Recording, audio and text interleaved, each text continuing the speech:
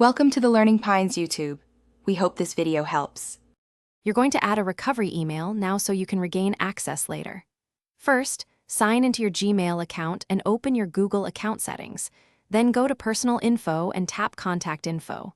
Once there, select Recovery Email and choose Add or Edit. Enter the alternate email you control and press Save. This matters because Google uses that address to send verification codes and account alerts, so make sure it's one you check regularly and that it isn't tied to the same compromised device. Once you add the recovery email, Google will send a verification code or link.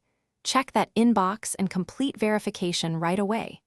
If the code doesn't arrive, use Resend and inspect Spam and Promotions tabs.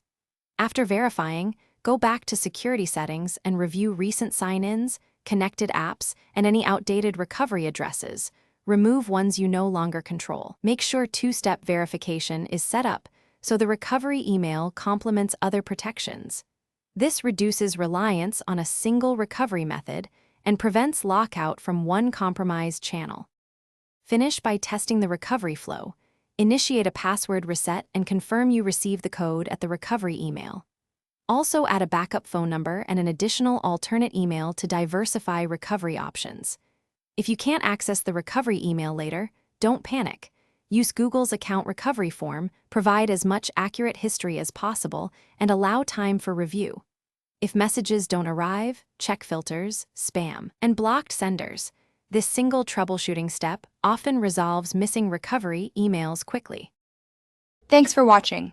Consider subscribing if we helped you.